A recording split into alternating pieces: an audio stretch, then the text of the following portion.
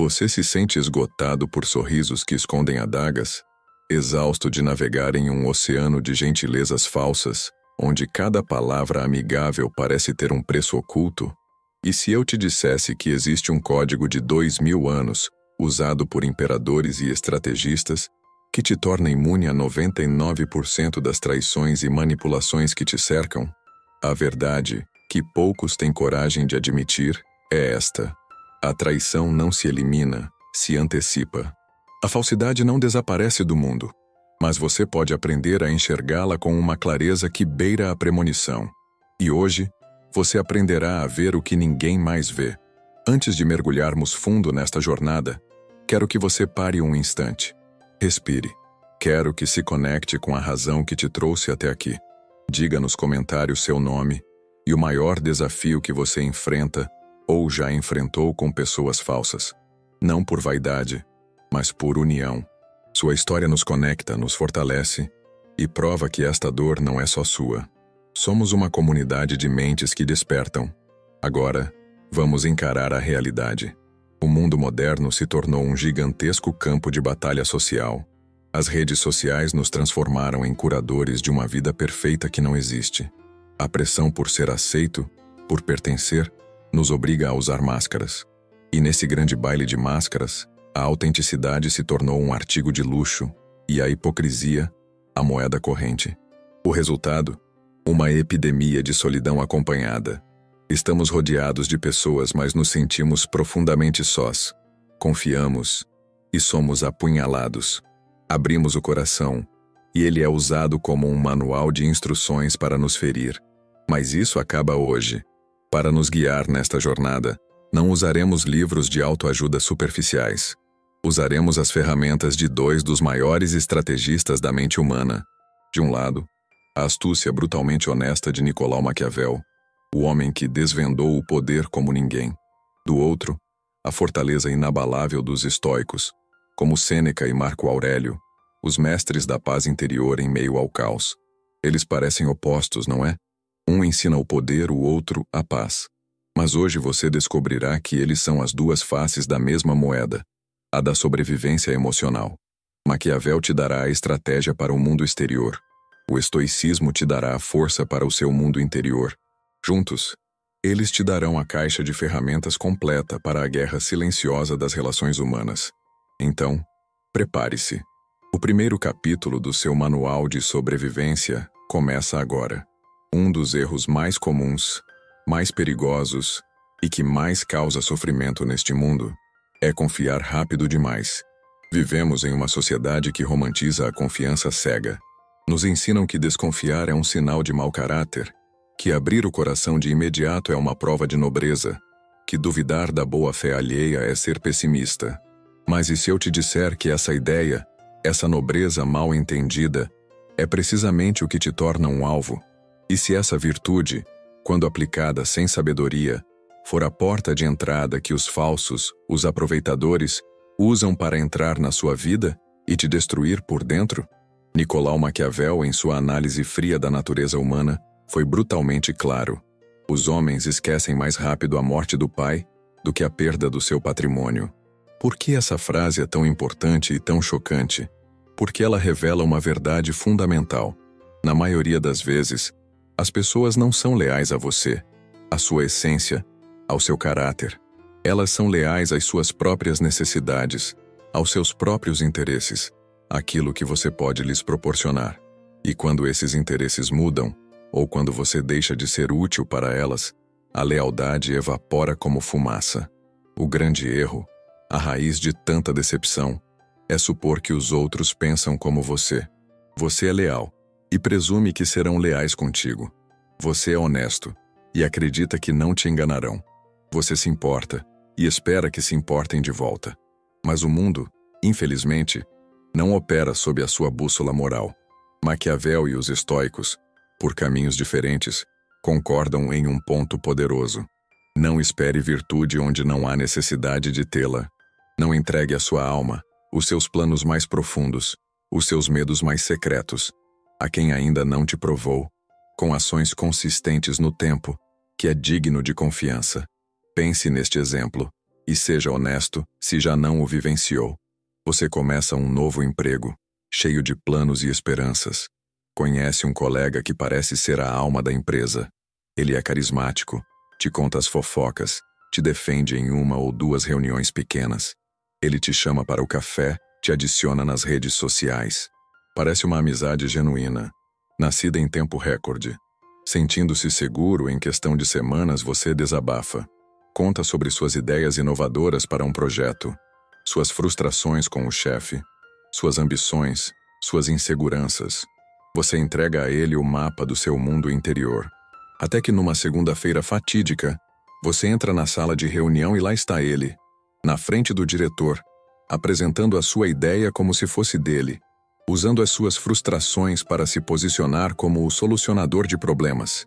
Ele te usou e te descartou, com um sorriso no rosto. A dor que você sente não é só pela traição, é pela sua própria cegueira. Você não viu porque não quis ver. Maquiavel nunca disse para vivermos em paranoia, desconfiando da própria sombra. Isso não é sabedoria, é doença. O que ele ensinou foi que, para sobreviver e prosperar, você não deve basear sua segurança na fé cega, mas sim na observação estratégica. Observe primeiro, conheça depois, e confie, apenas e somente, se for absolutamente necessário e depois de muita prova. E o que diz o estoicismo sobre isso? Os estoicos não eram frios, mas eram imensamente cautelosos com seu bem mais precioso, a paz interior. Sêneca escreveu: não são todos os que entram na sua vida que merecem chegar à sua alma. Para o estoico, a alma é um templo. Você não deixa qualquer um entrar, tirar as botas sujas e colocar os pés no seu altar. Você examina, você testa, você observa o caráter de quem se aproxima. O sábio não constrói muros para se isolar do mundo. Ele estabelece filtros para proteger seu santuário. Então, como aplicar essa cautela estratégica na sua vida, a partir de hoje? Com 3 passos práticos e poderosos. Primeiro, estabeleça filtros, não muros. Um muro te isola e te impede de viver. Um filtro te protege e te permite escolher quem entra. A partir de hoje, você será um observador silencioso do caráter humano. Antes de contar seus planos mais ambiciosos para alguém, observe, com atenção, como essa pessoa fala dos planos e conquistas dos outros. Ela celebra ou sente inveja? Ela apoia ou desdenha? A reação dela ao sucesso alheio é um mapa do que ela fará com o seu. Antes de mostrar sua vulnerabilidade, escute como ela trata a vulnerabilidade alheia. Ela acolhe ou usa como munição para piadas e fofocas? A forma como uma pessoa lida com a fraqueza dos outros revela se ela é um porto seguro ou um campo minado. E o mais importante, antes de chamar alguém de amigo, analise como essa pessoa age quando não precisa de absolutamente nada de você. É aí, na ausência de interesse, que a verdadeira natureza se revela. Segundo, faça testes silenciosos. Isso não é sobre criar armadilhas, é sobre observar a realidade sem filtros. A vida já te dá os testes, você só precisa prestar atenção aos resultados. Compartilhe uma informação pequena, irrelevante, mas única, com essa pessoa. Algo como um plano trivial que você tem para o fim de semana. E então observe. Essa informação se espalha? Ela chega a outros ouvidos? Pessoas que não conseguem guardar um segredo pequeno, jamais guardarão um grande. Outro teste silencioso é o da iniciativa. Pare de procurar essa pessoa por um tempo. Deixe o silêncio falar. É você quem sempre inicia o contato? Ela só te procura quando a conveniência bate à porta, com um pedido de favor ou buscando uma solução para um problema dela? Ou ela te procura simplesmente para saber como você está? As respostas a essas perguntas silenciosas são mais altas e claras do que qualquer declaração de amizade. Terceiro, aceite a decepção como um treinamento. Este é o passo mais difícil e o mais estoico de todos. Quando alguém inevitavelmente te falhar, quando a traição acontecer, a primeira reação é a do vitimismo. Por que eu? Eu não merecia isso. O estoico, no entanto, transforma a dor em pergunta. Em vez de se afogar na mágoa, ele se torna um detetive da sua própria vida. Pergunte-se: o que eu não vi? Quais sinais vermelhos eu ignorei porque a carência era maior que a percepção? Que parte de mim precisava tanto da aprovação dessa pessoa que eu permiti que ela cruzasse meus limites? Não se trata de se culpar, mas de assumir a responsabilidade pela sua própria proteção. A dor da traição se supera. O preço de se manter ingênuo para sempre? Não. Reflita sobre isso. Não se trata de endurecer seu coração a ponto de ele virar pedra. Trata-se de afiar a sua percepção a ponto de ela virar uma lâmina. Não deixe que a traição te torne uma pessoa cruel. Mas, pelo amor à sua paz, não permita que sua nobreza te mantenha cego, porque o mundo nem sempre vai te devolver o que você dá. E os falsos não precisam de um motivo para te apunhalar. Eles só precisam de uma coisa: acesso. Seja gentil, mas não seja acessível para todos. Seja justo, mas não seja previsível. Seja forte, mas jamais, jamais seja ingênuo. Maquiavel te entrega a estratégia, os estoicos te entregam a fortaleza, e ambos te preparam para o que você mais precisa hoje: sobreviver entre rostos sorridentes sem perder a sua paz. Agora que você aprendeu a proteger a porta de entrada da sua alma, vamos falar daqueles que já podem estar do lado de dentro, atuando em um espetáculo silencioso: os hipócritas. Pense comigo. Nem todos que te sorriem te querem bem. Alguns apenas dominam a arte da proximidade. Eles precisam chegar perto o suficiente para que, quando cravarem o punhal, o ato seja limpo, elegante e, para os outros, surpreendente. A hipocrisia é uma arte antiga, tão antiga quanto a própria luta pelo poder. Maquiavel entendeu isso com uma clareza assustadora. Ele escreveu que um príncipe sábio deve aprender a parecer virtuoso, mesmo quando não o é, para manter o apoio do povo. Os hipócritas da sua vida operam sob a mesma lógica. Eles não se apresentam como inimigos declarados. Isso seria estúpido. Eles se disfarçam de aliados leais. Eles não te atacam diretamente. Primeiro, te enchem de elogios. Primeiro, te oferecem um mel que mais tarde você descobre que estava envenenado. O que é, afinal, um hipócrita? Não é alguém que simplesmente mente. É muito mais sofisticado. O hipócrita é um ator social. Alguém que veste a máscara mais conveniente para cada situação. Ele não diz o que pensa, diz o que a audiência quer ouvir.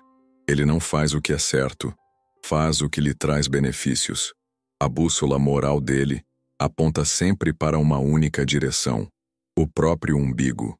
Eles não buscam sua amizade, buscam sua utilidade. Eles não te valoram, te usam. E a parte mais perigosa é que eles se tornaram mestres em ocultar essa verdade. Como um hipócrita age no mundo real, no seu escritório, no seu círculo de amigos, talvez até na sua família. Ele te parabeniza em público por uma conquista, mas em particular para outros ele semeia a dúvida. Foi sorte, na verdade. Ele te sorri, mas seus olhos revelam uma frieza que a sua intuição capta, mas a sua razão teima em ignorar.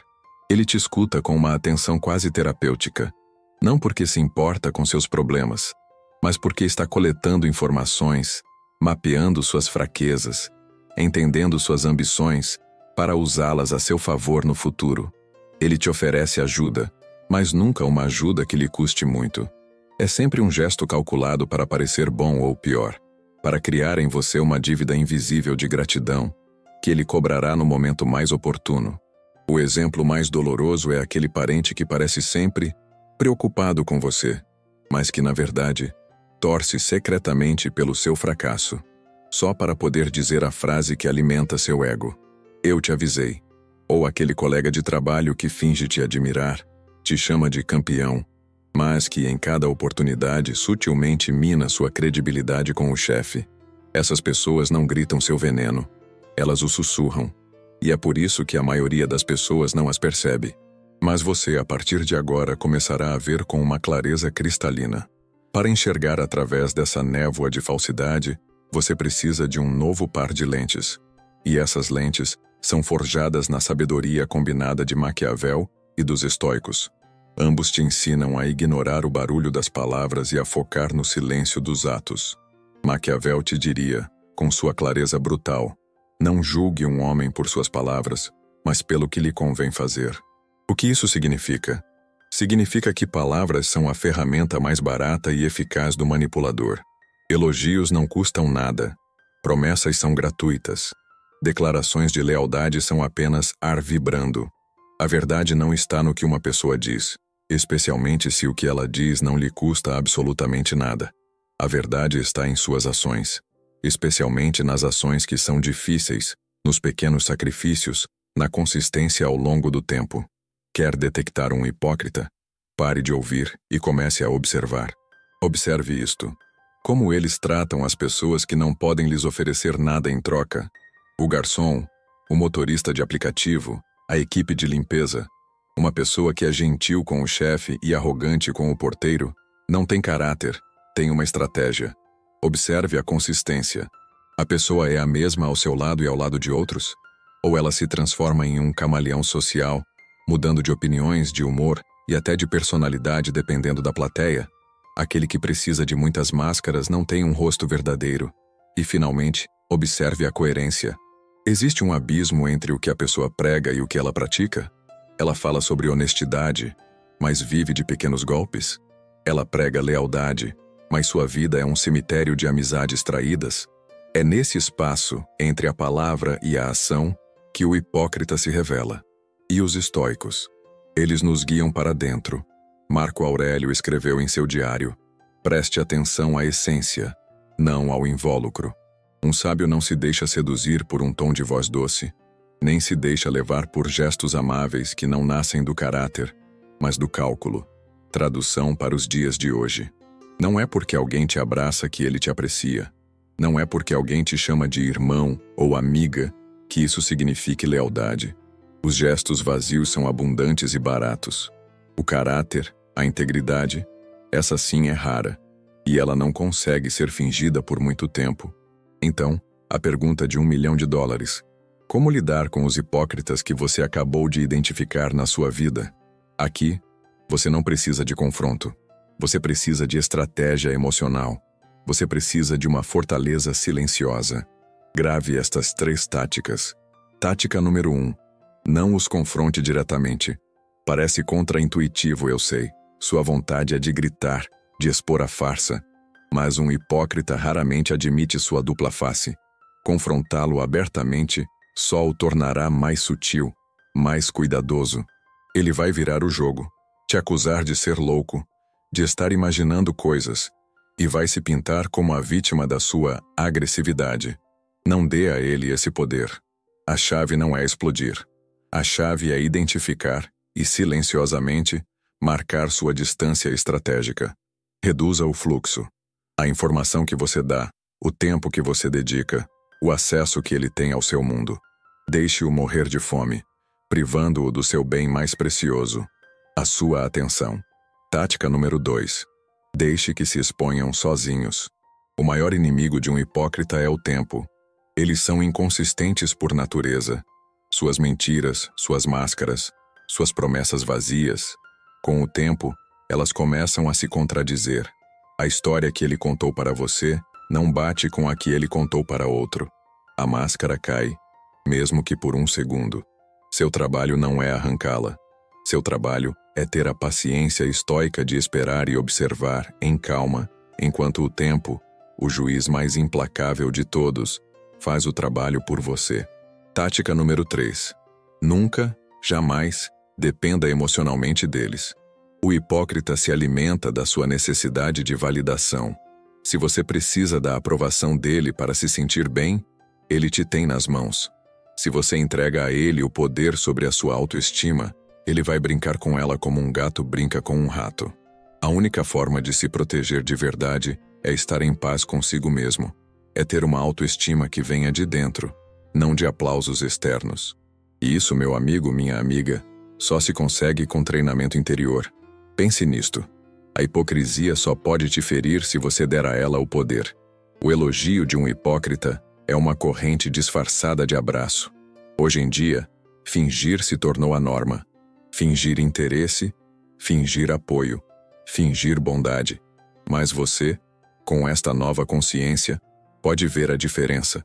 E como diria Sêneca, nem todo sorriso é amor, nem toda lágrima é sinceridade. Olhe mais fundo. Observe em silêncio. E lembre-se, o sábio não se deixa enganar pelas máscaras. O sábio aprende a conviver entre os disfarces, sem nunca tirar o seu próprio rosto, o da integridade, porque a sua integridade é o seu escudo, e o seu olhar crítico, a sua espada. Existe um momento em que a pessoa falsa, o traidor, percebe que não consegue mais te manipular por dentro. Ele vê que você ficou mais quieto, mais observador, que seus elogios já não funcionam. É nesse momento que ele muda de tática. Quando alguém falso não pode te destruir por dentro, ele tentará uma última e desesperada cartada. Ele tentará te arrastar para o lodo, para o barro, para que você mesmo se destrua. E é aqui, nesta armadilha, que muitas pessoas boas e inteligentes caem. Caem porque não suportam a provocação. Caem porque acreditam que responder com raiva é uma forma de se defender. Mas o que eles não entendem é que no momento em que você desce para o nível de quem te provoca, você já perdeu. Quem te arrasta para o lodo está no seu terreno favorito. E no terreno dele, com as regras dele, você sempre perde. A estratégia do provocador é uma das mais antigas e eficazes do arsenal da manipulação. Os falsos, os traidores, os hipócritas, quando se sentem expostos ou perdem o controle sobre você, não te atacam com um soco. Eles usam armas muito mais sutis. É a indireta mal intencionada, lançada no meio de uma conversa em grupo, para que só você entenda o veneno. É a zombaria disfarçada de brincadeirinha, para que se você reagir, seja acusado de não ter senso de humor. É o comentário passivo-agressivo na frente de pessoas importantes, um pequeno golpe desenhado para te desestabilizar e te fazer parecer incompetente. O objetivo deles não é discutir ideias, é decompor você emocionalmente. Eles não querem ganhar com argumentos. Eles querem que você perca o controle. E no exato momento em que você explode, em que você grita, em que você reage de forma impulsiva, eles se recostam na cadeira, com um sorriso interior. Eles venceram. Por quê? Porque a sua explosão se torna a prova que eles precisavam. Eles agora podem dizer: estão vendo como ele é descontrolado? Eles podem distorcer suas palavras, se colocar no papel de vítima e manipular a sua imagem diante dos outros. A sua reação impulsiva é o maior presente que você pode dar ao seu inimigo. O que Maquiavel, o mestre da estratégia, ensinava sobre isso? Ele era claro. O homem que perde a calma, perde o controle. Ele sabia que na luta pelo poder, seja ele político, social ou emocional, nem sempre vence o mais forte, mas sim o mais calculista. Aquele que consegue manter o domínio de si mesmo diante da provocação é quem detém o poder real. E o que dizem os nossos mestres interiores, os estoicos? Epicteto resumiu isso em uma das frases mais poderosas da filosofia. Não é o que te dizem que te fere, mas sim o que você decide fazer com o que te dizem. Vamos dissecar isso.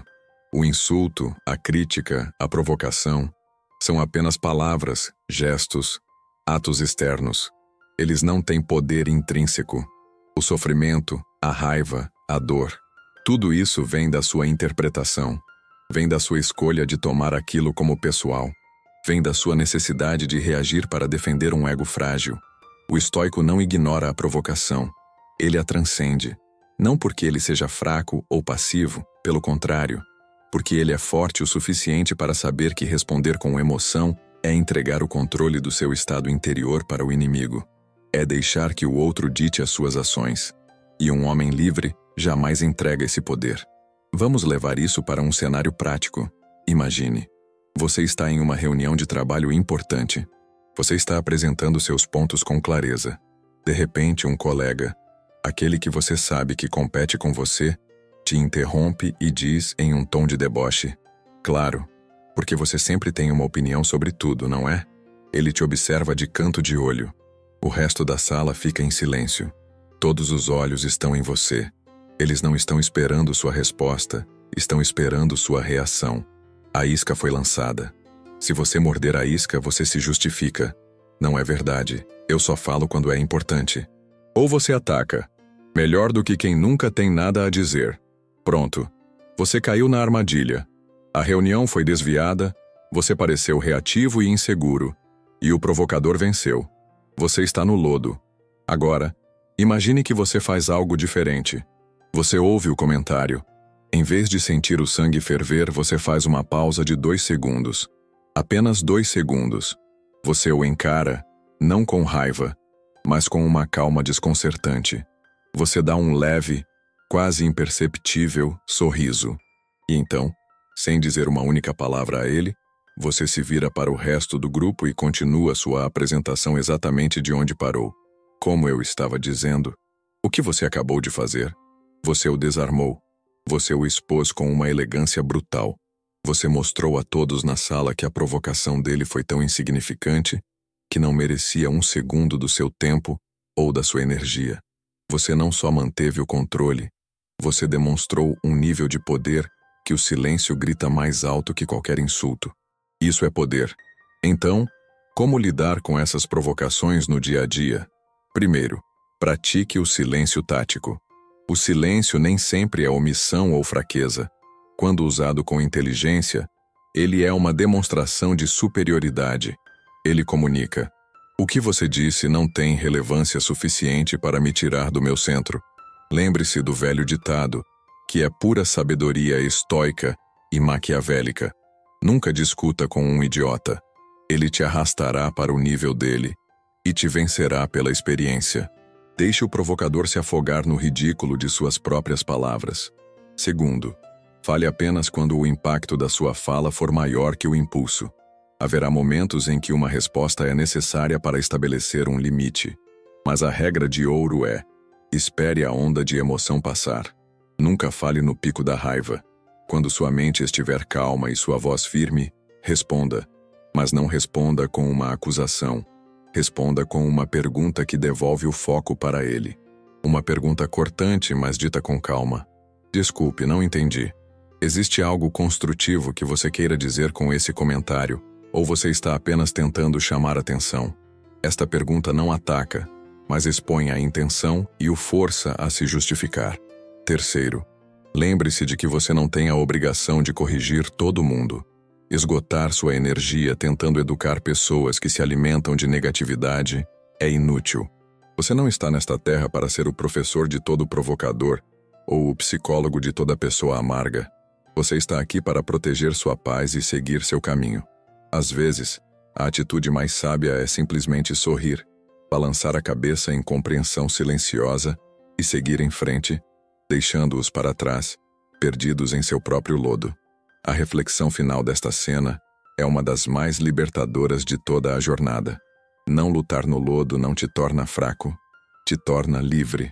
Livre porque, enquanto os outros se afogam em sua própria amargura e negatividade, você se eleva no seu silêncio estratégico. Enquanto eles perdem tempo e energia tentando sujar o seu nome, você usa esse mesmo tempo para limpar a sua alma da necessidade de lutar contra o lixo.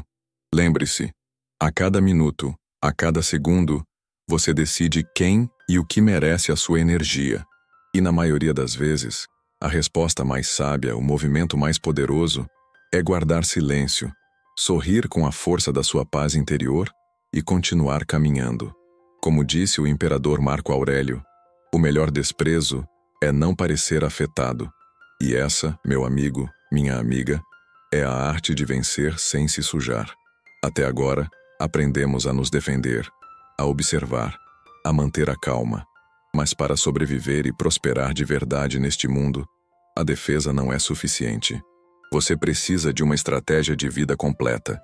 E para isso, Maquiavel nos deixou uma das lições mais importantes e poderosas de toda a sua obra. Ele disse: um príncipe precisa ter as qualidades do leão e da raposa. Se ele for apenas leão, será destruído. Se for apenas raposa, será devorado. O que isso significa para você, na sua vida real, hoje? Pense na raposa. A raposa representa a inteligência fria, a astúcia, a capacidade de farejar o perigo de longe. Ela é observadora, adaptável e sabe, acima de tudo, como identificar armadilhas. A raposa detecta a traição antes que ela aconteça. Agora, pense no leão. O leão representa a força, a firmeza, a coragem. O leão não teme os lobos, ele os afugenta. O leão não negocia seus limites. Ele os impõe com sua mera presença. O leão inspira respeito, não por meio de truques, mas por meio do seu caráter inabalável. A raposa é a sua inteligência estratégica. O leão é a sua força de vontade. A raposa vê a armadilha.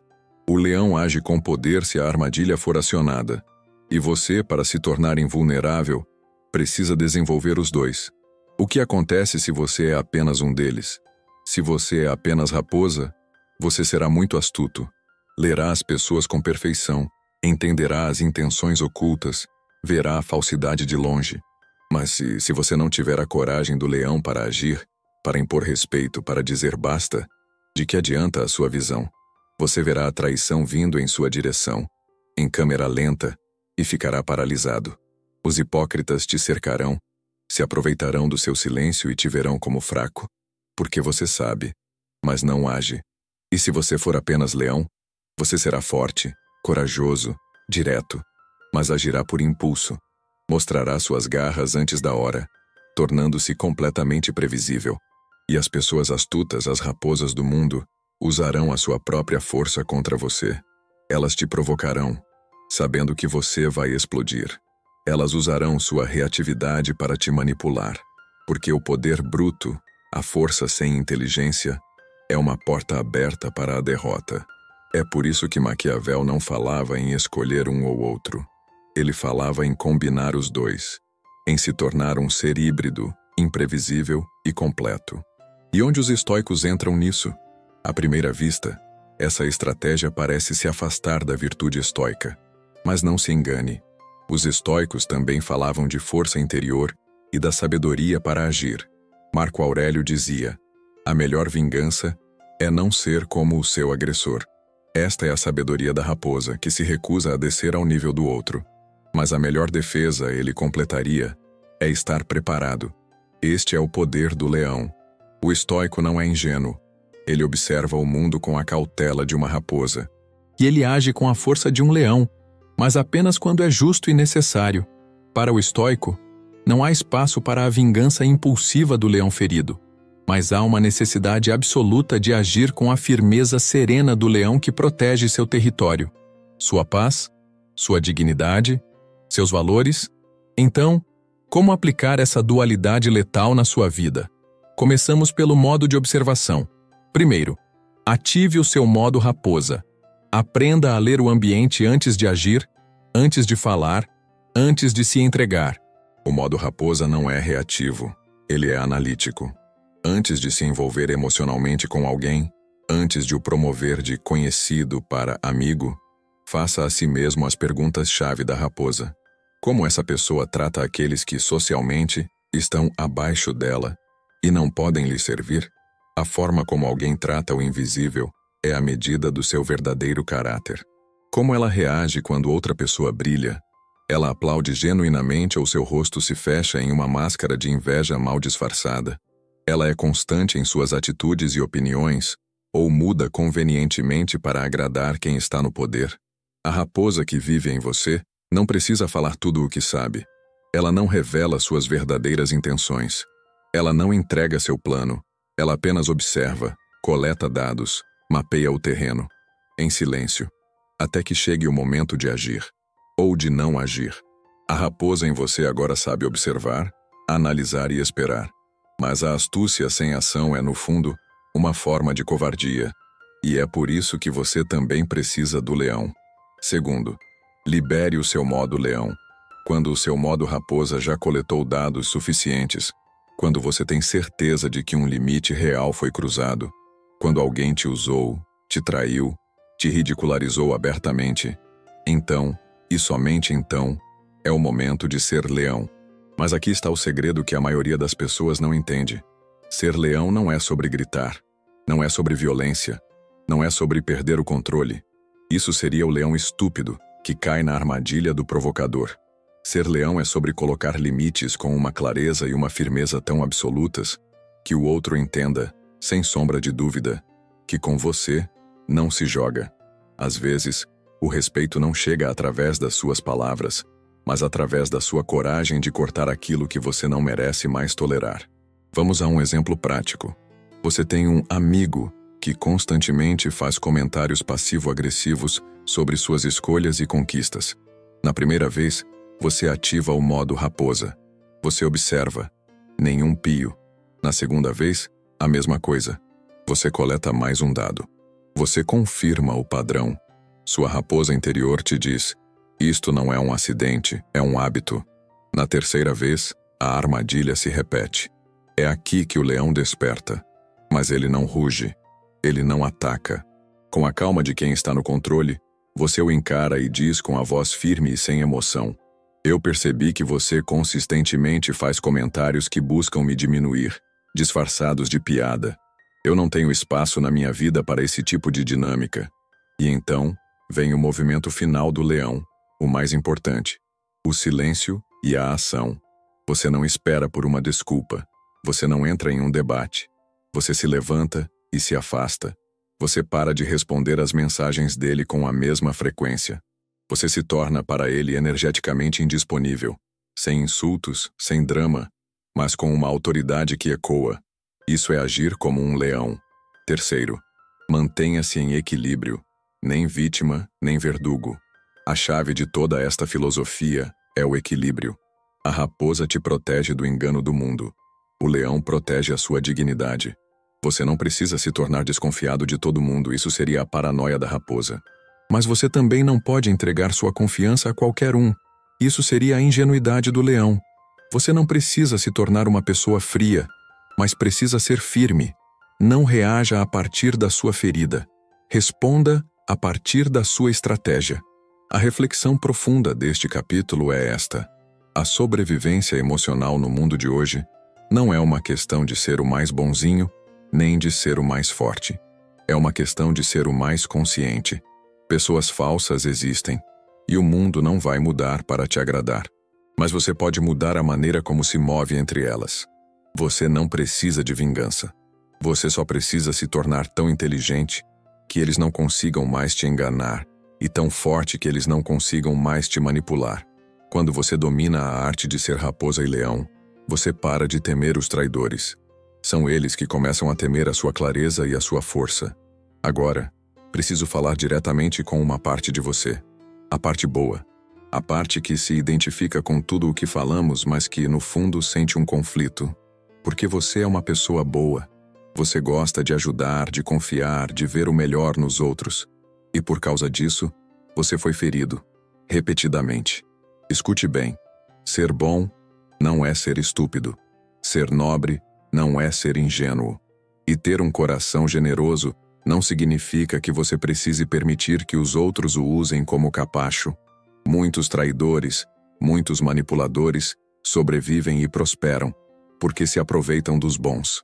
Eles caçam os empáticos, os que sempre dão uma segunda chance, os que sempre cedem, os que sentem culpa ao dizer não. Eles se alimentam da sua luz.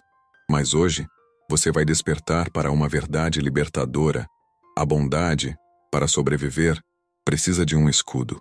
Se você não aprender a se proteger, será devorado por aqueles que não têm o menor problema em usar a sua luz para alimentar a escuridão deles. O problema central é o que eu chamo de bondade sem barreiras. A maioria das pessoas que terminam profundamente feridas por gente falsa não são tolas. Pelo contrário, são pessoas de bom coração. Ajudam sem medir as consequências. Perdoam enquanto engolem a própria dor. Justificam comportamentos injustificáveis, dizendo a si mesmas: ah, mas ele deve estar passando por um momento difícil.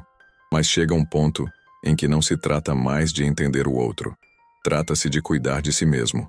E aqui, a sabedoria de Maquiavel desfere um golpe de realidade necessário. Ele escreveu: o príncipe que deseja se manter no poder deve aprender a não ser sempre bom. Maquiavel não odiava a bondade. Ele alertava para o perigo da bondade sem estratégia. Ele sabia que no jogo da vida, o mundo não premia quem sempre cede.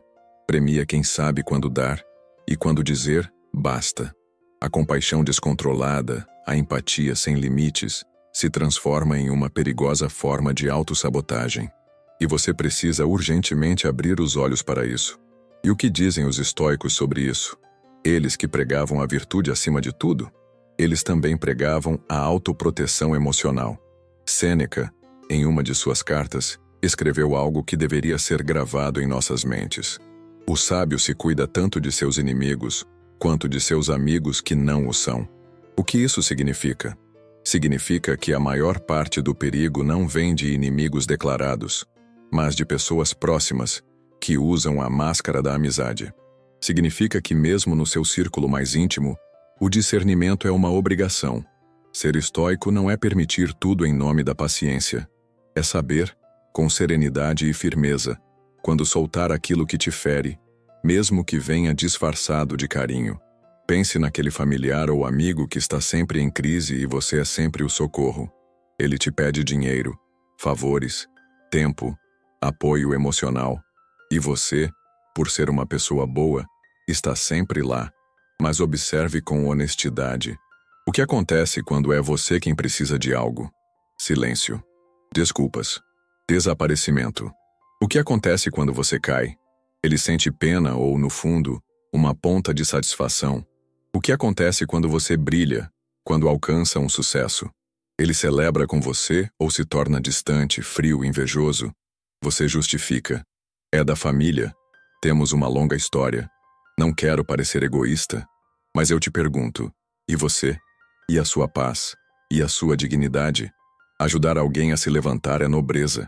Manter-se segurando alguém que está ativamente te puxando para o fundo do poço é uma forma lenta de suicídio emocional. Então, como proteger a sua bondade sem deixá-la morrer? Como construir o escudo? Com 3 práticas fundamentais. Primeira, aprenda a dizer não sem sentir culpa. Repita comigo. Não. É uma frase completa. Você não deve uma justificativa para proteger sua energia. Você não é uma pessoa má por estabelecer limites. Você é uma pessoa sábia. O sim constante para os outros é um não destrutivo para si mesmo. Quem tudo dá, termina vazio. E uma pessoa vazia não tem nada de bom para oferecer a ninguém, muito menos a si mesma. E aqui está a chave para se libertar da culpa. Se alguém se irrita, se magoa ou se afasta de você porque você disse não a um pedido, essa pessoa nunca foi sua amiga. Ela nunca esteve com você. Ela estava com a sua utilidade. A sua recusa não destruiu a relação, apenas revelou que ela nunca existiu de verdade. Segunda, avalie antes de ajudar. Sua energia, seu tempo e seus recursos são preciosos. Não os distribua como se fossem infinitos. Isso não é arrogância, é gestão de energia emocional. Antes de se envolver profundamente para resolver o problema de alguém, observe os padrões dessa pessoa. Ela é grata? Ela assume a responsabilidade pela própria vida? Ou está sempre terceirizando a culpa? Ela estaria ao seu lado se os papéis se invertessem e você não tivesse nada a oferecer? As respostas a essas perguntas devem definir o seu nível de investimento. Ajude quem quer ser ajudado, não quem quer apenas ser carregado. Terceira, lembre-se que o respeito não se pede, se impõe com atitude. O falso, o abusador emocional, o aproveitador, não deixa de sê-lo porque você é mais e mais e mais bondoso com ele. Ele para quando entende que o terreno mudou, que com você, ele não pode mais. E isso não se consegue com gritos ou discussões. Consegue-se com uma presença firme, com limites claros e, se necessário, com um afastamento decidido.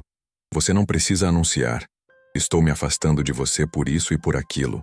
Apenas se afaste. Sua paz não precisa de plateia nem de aprovação. A reflexão aqui é profunda.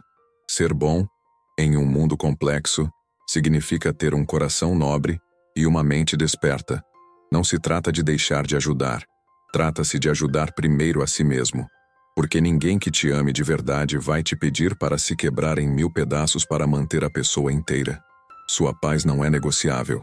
Sua energia não é ilimitada. E seu coração não é um depósito para o lixo emocional dos outros. Agora que fortalecemos sua mentalidade, é hora de ir para o campo, para a prática. Vamos calibrar o seu radar. A traição, meu amigo, minha amiga, não chega com uma faca na mão e um riso maligno. Isso é coisa de cinema. Na vida real, a traição chega com um abraço, com um sorriso, com um "conte sempre comigo". E quando você finalmente percebe a ferida, o traidor já está longe, procurando a próxima vítima. Por isso, hoje, vamos parar.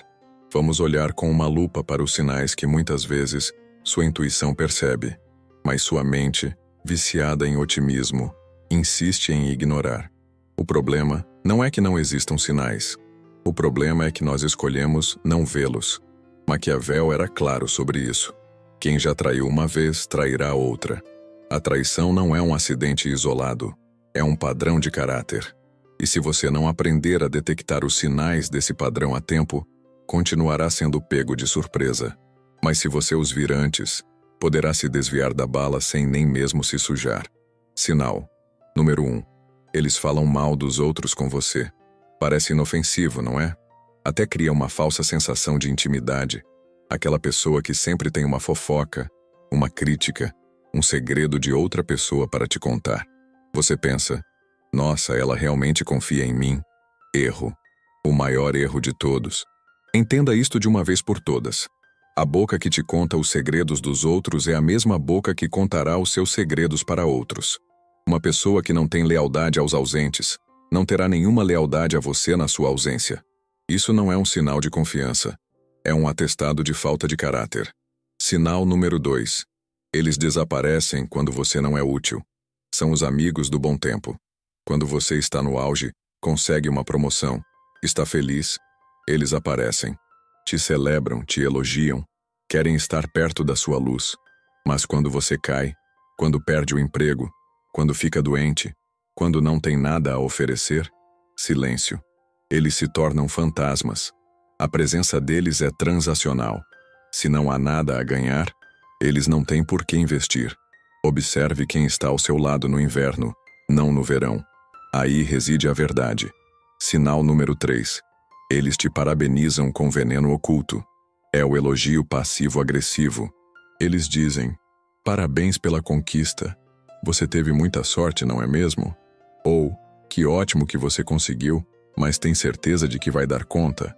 Eles sorriem enquanto te entregam uma pequena pílula de dúvida. Isso é a inveja falando, mas vestida com o disfarce da amizade. O traidor não consegue celebrar a sua vitória de forma pura, porque a sua luz ofusca a escuridão dele.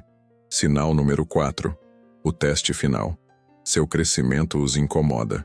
Quando você decide melhorar de vida, começar a academia, aprender algo novo, cortar um vício, buscar um novo caminho espiritual, observe a reação deles. Um amigo de verdade te apoia. O traidor em potencial se sente ameaçado. Ele vai te criticar. Ah, que bobagem, você não precisa disso. Ou vai tentar te sabotar. Vamos, só hoje, não vai fazer mal. O seu crescimento expõe a estagnação deles, e por isso, eles farão de tudo para te manter no mesmo nível. Quando você detecta esses sinais, não precisa de confronto. Apenas se afaste silenciosamente. Seu radar funcionou. Você se desviou do perigo. A traição dói. O engano queima. Mas e se essa dor não for o fim? E se ela for o início?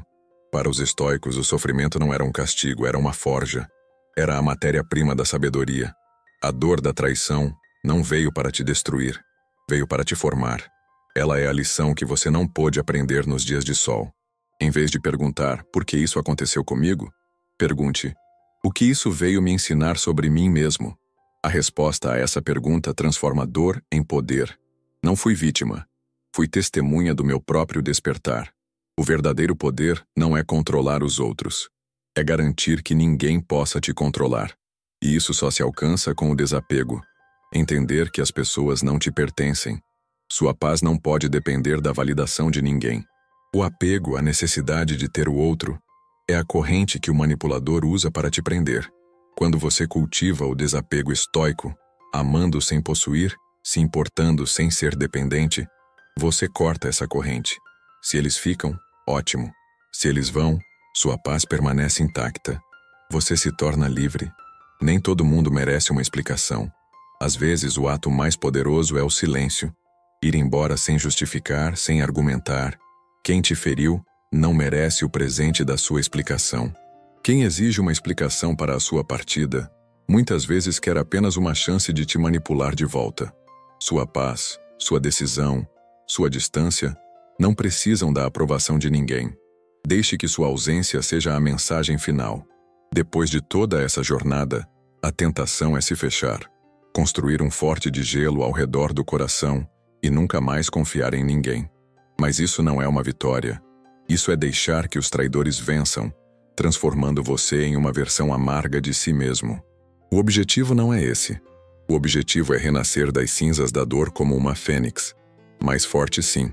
Mais sábio, com certeza. Mas não mais frio.